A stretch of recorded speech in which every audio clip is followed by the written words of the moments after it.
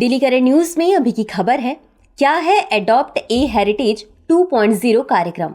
भारतीय पुरातत्व सर्वेक्षण यानी ASI अपनी संशोधित वेबसाइट का अनावरण करने के लिए तैयार है।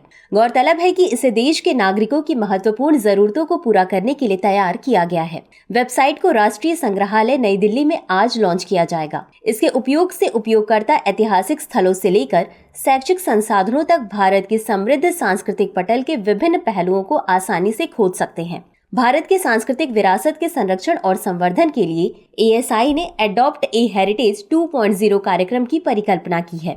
यह कार्यक्रम भारत की विविध विरासत के संरक्षण के लिए साझेदारी को बढ़ावा देने के बारे में सरकार के समर्पण को रेखांकित करते हैं। इसे अपनाने के लिए ASI विभिन्न एजेंसियों के साथ समझौता ज्ञापन यानी MOU पर हस्ताक्षर करने के लिए तैयार है। समझौता ज्ञापनों पर हस्ताक्षर होने से विशिष्ट स्मारकों को अपनाने, उनके रखरखाव और जनता के सामने उनके बेहतर प्रदर्शन की जिम्मेदारी लेने के लिए इन एजेंसियों की प्रतिबद्धता को औपचारिक रूप प्राप्त होगा।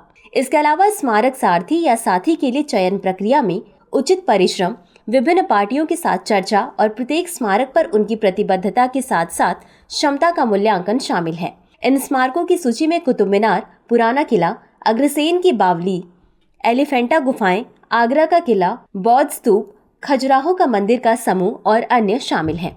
चलिए अब जानते हैं भारतीय पुरातत्व सर्वेक्षण यानी ASI के बारे में। यह राष्ट्र की सांस्कृतिक विरासतों के पुरातत्वीय अनुसंधान तथा संरक्षण के लिए एक प्रमुख संगठन है। इसका प्रमुख कार्य राष्ट्रीय महत्व के प्राचीन स्मारकों तथा पुरातत्वीय स्थलों और अवशेषों का रखरखाव करना है। प्राचीन संस्मारक तथा पुरातत्वीय स्थल और अवशेष अधिनियम 1958 के प्रावधानों के अनुसार यह देश में सभी पुरातत्वीय गतिविधियों को विनियमित करता है। यह पुरावशेष तथा बहुमूल्य कलाकृति अधिनियम 1972 को भी विनियमित करता है। यह भारतीय पुरातत्व सर्वेक्षण संस्कृति मंत्रालय के अधीन कार्य करता है। अंत में देखते हैं आज के अभ्यास प्रश्न को। भारतीय पुरातत्व सर्वेक्षण के बारे में निम्नलिखित कथनों पर विचार कीजिए। 1. यह राष्ट्रीय महत्व के प्राचीन स्मारकों के रखरखाव से संबंधित है। 2.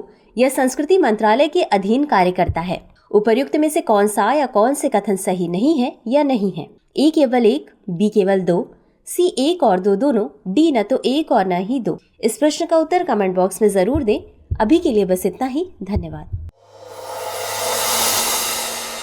डियर व्यूअर्स, अपने एग्जाम की तैयारी को और बेहतर करने के लिए हमारे चैनल को लाइक, शेयर और सब्सक्राइब करना न भूलें।